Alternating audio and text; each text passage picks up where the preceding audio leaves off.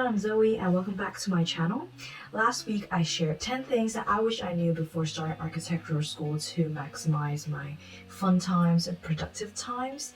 And now it's September, so a lot of you are starting architecture school, and I thought of continuing this series of sharing my experience at architectural school to give myself an excuse to reminisce on the good times, but also, provide some insights to prospective students. So today I'll be talking about the first year architectural curriculum at the University of Manchester or Manchester School of Architecture.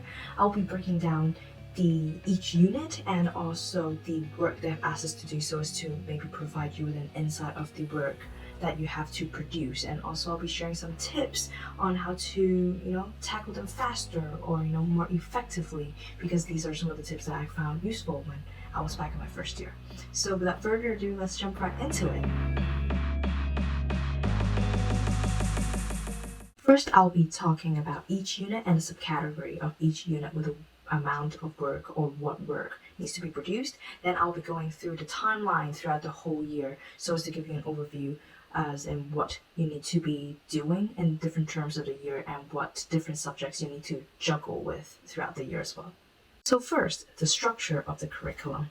There are 4 units when I was in my first year studying architecture, and it's Studio 1.1, Studio 1.2, Technologies, and Humanities. Each of these unit is 30 credits each, so coming to a sum of total 120 credits for your first year. There are no minors or electives of different subjects in your first year, or in the architectural course in general. So these 4 units will be what you're going to study for the coming year. So Studio 1.1 and 1.2 is the design aspect of architecture. It is building a portfolio, a design project where they give you a brief and you design a structure or building around it. And Technologies is the more technical side of architecture. So it's about materials, structures, the buildability of the building. And Humanities is about the social side of architecture. So the social impacts of a building and also its history. So let's talk about Studio. So Studio is divided into Studio 1.1 and Studio 1.2 because you'll be submitting 2 portfolios throughout the whole year for the Studio units. Each of these portfolios is 30 credits each, so your design aspects of architecture will have taken up already like half of your whole year grade. While you submit 2 portfolios, you will be actually working on 3 projects. So 2 short-term ones and 1 longer-term one. So the first project that I did for Studio 1.1 was called Move Space. So the brief for this project is to design a performance space for a particular dance of your choice, while the site is actually assigned to you, which is usually an existing empty site at Manchester City Centre. You get to choose your own dance. So for me, I chose tango because I really like how passionate and red and colorful everything is. So I based my design on the movement of the fabric, the music, and also the dancing routine as well. I've actually included this project in my drop portfolio, and I made a video about my drop portfolio here if you want to have a look. As this is your first official architectural project, they don't expect you to know a lot about architecture since you're new to the course. So the general outputs are fairly simple, like their plans, sections, so like GA drawings, and site analysis. You need to produce also like a 1 to 200 site model, but usually site models are done as a group, so you don't take on too much workload yourself, and everybody can use that model too. And also you need to produce a 1 to 50 final model of the proposal. But of course, the more you produce, the more you put effort into learning, the more you get out of it, and the tutors can also give you more feedback. There will be a review at the end of the month for this project, and you will receive a feedback sheet from your tutor about what she likes and doesn't like about your presentation or the outputs. And the reviews here are actually not graded, so the feedback sheet is just a feedback sheet for you. And I know it's weird that reviews aren't graded here at University of Manchester, because reviews are actually the final grades you get usually in some of the architecture schools, but I think it's just different schools have different grading systems. So they don't grade you when you present and do the review, they grade you when you actually hand in and submit the portfolio, and they will grade you according to your outputs in their portfolio. So moving on to the second project for Studio 1.1, and it is called Stopover. So the GAs, like the final outputs, are generally the same for this project. The GAs like plan sections, elevations, and then like site models. And I think they focus more on the visualization this time because the output requests you to have like a perspective render of your proposal on site. So in context, it does not have to be like a computer generated image. It can be hand drawn, but you need to have like your proposal in relation to the existing site. But a physical model will not be necessary. So Stopover is my favorite project so far. You get to design a parasitic piece of architecture as a home for your chosen artist, and that piece of architecture attaches to the performance venue of the artist. So for my project, I chose Billie Eilish because she's one of my favorite singers of all time, and the brief also restricts us in terms of the floor area, so you can only design a piece that is only within 12 meters squared. So it's also like a micro living challenge for design, but I really enjoy the whole process because to be designing for kind of like your dream client just makes everything so much more enjoyable. And at the end of the month, you will get another review similar to the one for the first project, in Move Space, and you'll also get a feedback sheet for this, so you know what to change and what tutor likes or don't like. And then congratulations, you have just finished Studio 1.1, except that you will be spending your whole Christmas holiday actually improving and working on the actual portfolio submission, which happens in January. So Studio 1.2 is a much longer project and also slightly larger scale. It lasts for around 4 to 5 months, and the brief is for us to choose a product from our home country and to design a factory for it. And it has to include a manufacturer space, a learning space, and also a selling space. The site will be assigned to you, and yes, it is another empty site in Manchester, but you get to choose your own product. The GAs and like final outputs requested will be of a higher quality than before, and also like in a more like a larger amount than before because the tutors expected you to have grown throughout the whole period of time. So you will need to do site analysis, like the diagrams and site models as well. And then you do a lot of iterations. They will expect a lot of more in-depth research and also much more aesthetic diagrams. And the final GAs will also be the same, like plans, sections, elevations. If you want to improve your skills more or to show the tutor that you've learned a lot more, then you can do perspective sections, axonometric, different kinds of architectural drawings as well. For my 1.2 project, I chose a Chinese dress called Qipao, which is a very feminine piece of clothing that Chinese women wear back in the olden days, and I find that really interesting because it relates to the Manchester history as well, because Manchester used to be a kind of like a manufacturer place for textile, and it just fits in all the like my product and also the history of Manchester. Next on the list, we have the technologies unit.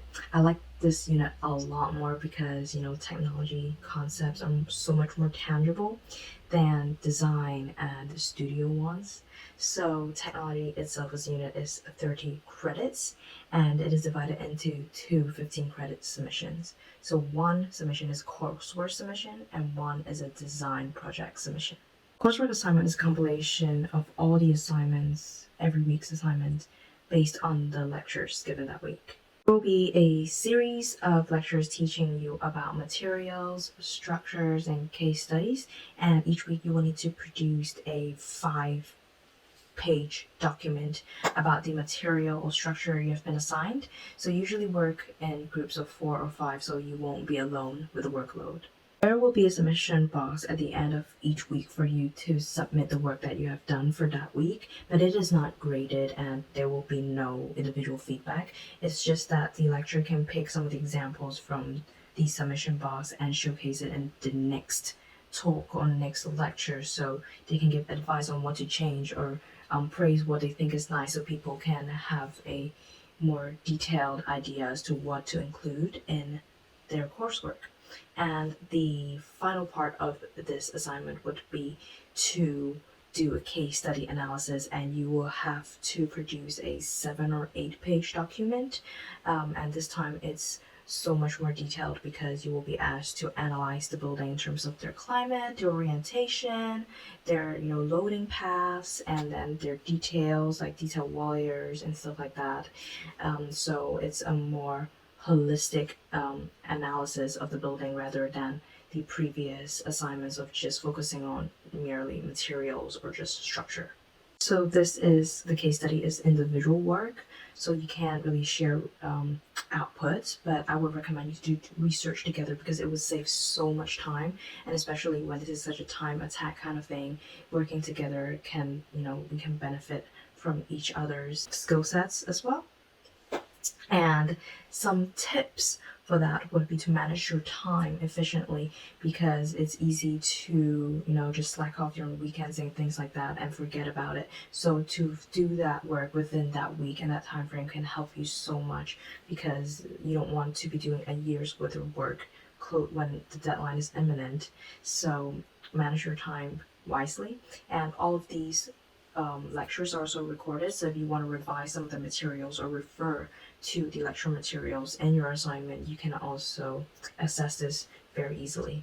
So part 2 of the technologies unit, which is also 15 credits, is the design project. So this project can be fun to some people, but it can be extremely stressful for some people because it's like a time attack project. So you have to finish this design project within the time frame of 3 weeks, which is very, very little time for a design project. Since you're a first year, this design project is actually using SketchUp to design a pavilion for people to rest in. So you will get to choose a park in Manchester where you want your pavilion to be situated, and you will be given templates to kind of follow, and then on the templates there are instructions as well on what you should do for each page for the submission document. So it's not to allow students to get too lost, and because there are 3 weeks for this project, so each week is kind of divided into like a specific workload. So for the first week, you kind of do site analysis, you do research, you do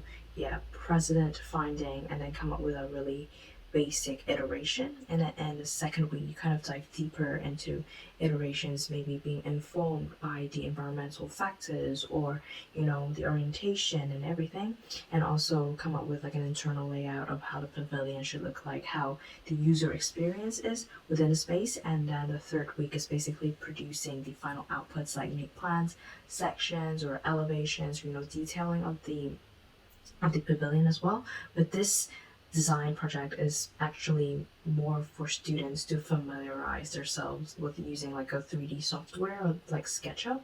You will also need to complete, I think, a quiz about SketchUp online, which accounts for some part of your mark, and you get to submit each week during these 3 weeks for feedback. So the first 2 submissions are formative.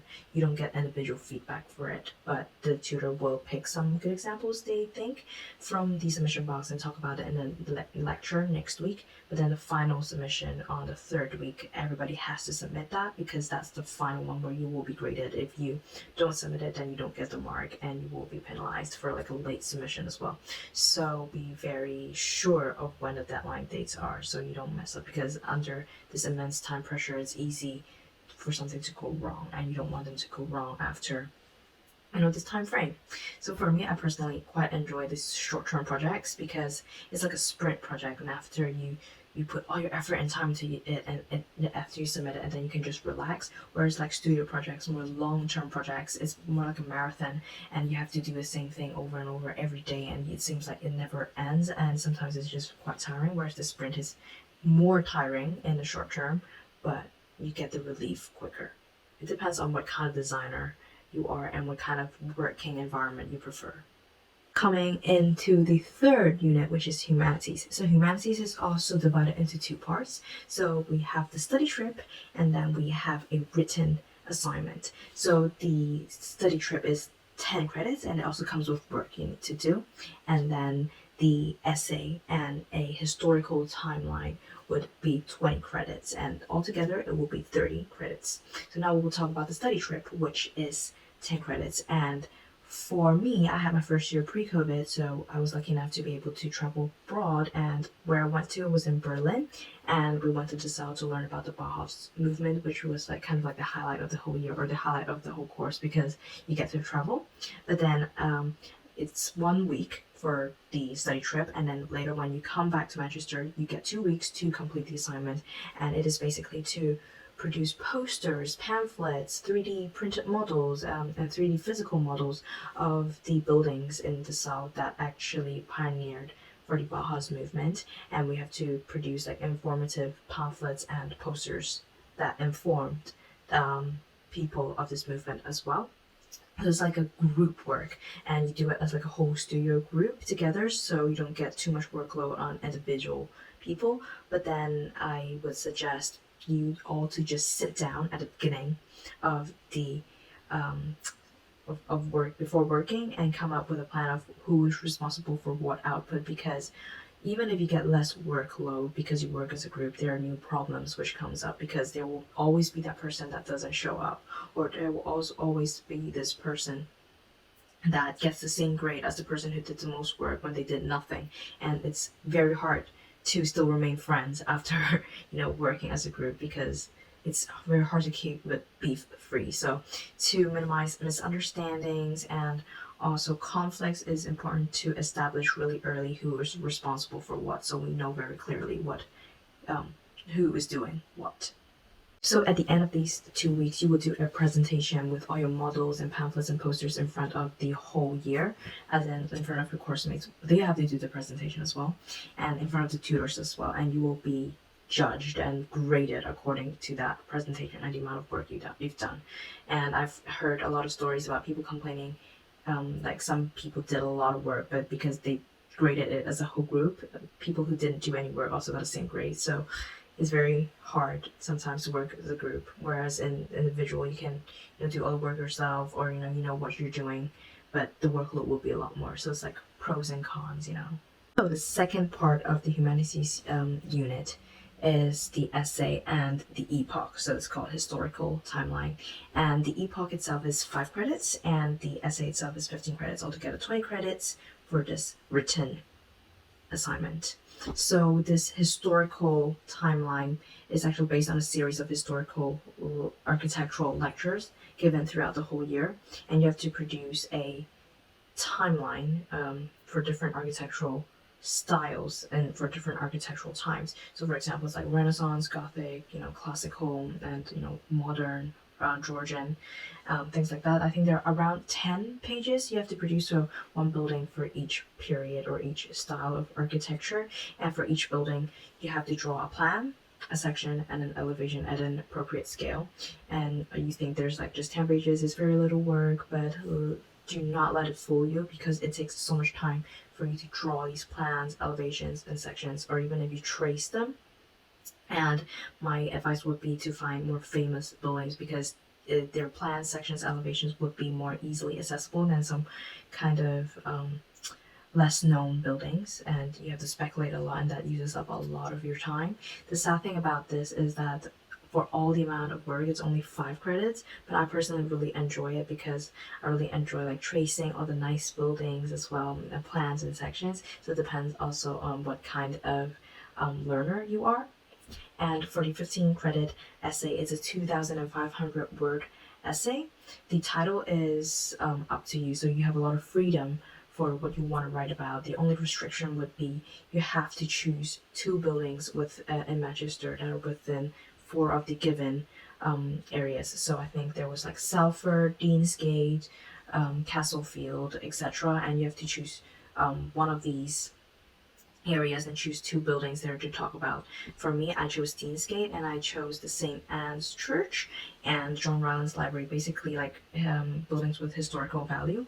And I wrote about how these buildings and their usage provided impacted the lives of the working class during the Industrial Revolution. So my essay is focused more on the social impacts of architecture rather than the technical side of architecture, and I really enjoyed because writing about the economic aspects of the Industrial Revolution and social and things like that, and how architecture actually can bring a change to the lifestyle or the living standard to the lower working class in that period. And because the library gave like a source of knowledge for a lot of people for free, and this actually improved their living standard, and the church provided a sense of community for a lot of people who left home to work in the city. So it's also nice to know a lot more about the history of the Industrial Revolution, if you know what I mean.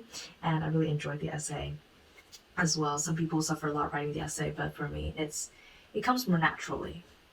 The tip I would like to share for writing an essay is to plan early and write a good essay plan, because once you have a good essay plan, writing the essay itself is so much more easier than just writing from scratch and without a plan, and then you feel like, oh, I'm going off topic, and you have to do the whole thing again. It just wastes a lot of time. And 2,500 words is actually not a lot. It depends on what you write about, to be honest, but it's not a lot. So make sure you choose a topic that's more specific, so the tutor doesn't feel like your essay is floating around and being so broad and vague. There you go. That's the end of the course unit part. Let's dive into the timeline part, where I give you an overview of when you should be studying what. So first year is actually quite hectic at the very beginning, because all the units actually run alongside each other. So Studio 1.1 run alongside Humanities and run alongside Technologies. So you get a 7-hour day for tutorial for Studio once a week. You get Humanities lectures 1 day a week, and you get Technologies lectures 1 day a week, and also Studio lectures for 1 day a week. So there's actually 4 days gone already, and the 1 day left is usually called the self-learning day, and I used to think that as a holiday, but do not be fooled, because architecture is a very assignment and coursework heavy course, so you should be spending that time on improving your work and working on those assignments instead of having fun. Well, you can have fun while working as well, but just chilling and not working, because when you have to submit something and you look back at the times when you didn't actually do any work, it's going to be so stressful for you to just complete a year's worth of work in like 1 month's time or 1 week's time. And basically the lectures last around 2 or 3 hours, so sometimes you have the mornings or you have the afternoons to work as well. So I would recommend you to use those time to read books and stay in the library, work with your friends and hang out with them while working as well. Have some company. The important dates for Studio would be Studio 1.1, that runs from September to October, and then the first project for Studio 1.1. So the second project for Studio 1.1 would run in October, and then the submission for the portfolio of Studio 1.1 would be in January, but this is not the final portfolio submission. So this portfolio will actually be graded, but it's not your final grade. You will get the feedback sheet and your grade, and the actual final submission is in May together with Studio 1.2. So if you get the feedback sheet and the grade back in January and feel like, oh, this is not the grade I want, you can actually make changes and submit them again in May. And if there are enough changes or if the quality has been improved, then there might be a chance that your grade can get improved as well. Studio 1.2 runs from January to April or May, and they only have one submission. That's the final submission. There's no two submissions like Studio 1.1. And the submission for Studio 1.2, which is also summative, is in May. Technologies runs throughout the year. Starting September, you'll get material lectures, structural lectures at the beginning first, and then you will have the weekly assignments, which you can also submit to the formative submission box for feedback in the lectures. You don't have to, but then the final submission will be in April, and you have to compile everything, your weekly assignments of materials, of structures, of case studies into one document, and it's actually a pretty large file. And my tip would be to make it clear and concise, and make a cover page and contents page so the person who's grading you can actually follow your flow of thought. And the better that you convey the idea, the higher the grade you can get. But this also depends on the quality of your work. Technologies Part 2, which is the design project, usually runs straight after Christmas holidays. So it's usually in January, the 3 weeks in January, and that's only the time that you can submit. There's no few months later, you can get to submit again. The final submission is on week 3, so don't forget to submit it. It will be in late January. Humanities lectures runs throughout the whole year as well, and there will be some formative submission boxes for the epoch, like the historical timeline that you have created, for some kind of feedback, but that is not totally like necessary if you feel like you're not in that that process yet. The final deadline would be in May, and you have to compile your historical timeline, your drawn historical timeline, with the essay you have written into one document and submit it, and that is also in May. Part 2 of Humanities, which is the study trips, runs in November. So it runs right after the 2 projects of Studio 1.1, and then you will go straight to your study trip and do Humanities work. While you can see it's like traveling and holiday, there is no reading week, there is no rest. And there you have it, a complete timeline. As you can see, there are a lot of deadlines in April and in May, and you will usually be spending your whole Easter holiday working on things, but don't forget to pace yourself and take breaks as well. And since these deadlines are usually after a whole year, it would be wise to start planning them at the beginning of the school year, so you can work on a little bit, like every day or every week, so you don't build up a lot of work where it becomes impossible to finish 1 year of work in 1 week, and to the quality that you want. So planning and time management is very important. I remember my first year of university so vividly because it's the first time I've left home for such a long time. I've come to like a foreign place, a foreign university. I've started to learn something architecturally related for the first time, not like chemistry and physics anymore, and it was just so exciting, like meeting new people and everything as well. And I know that a lot of you will be starting soon or will be looking to apply to schools soon, since maybe you're in Form 6 or something, and I know that there are a lot of resources in this school, but the curriculum and the breakdown, the structure of it might not be readily available online on their website, and this is very important for students as well to look into what they will be actually studying. So I hope that this video can help some of you into choosing the right school or the right course for you if you want to study architecture. So if you do enjoy this video, or if you think this video has helped you or will help some of your friends, then to like, subscribe, and share to them so this video can reach more people and help more people choose the right course. So I'll see you next time. Bye.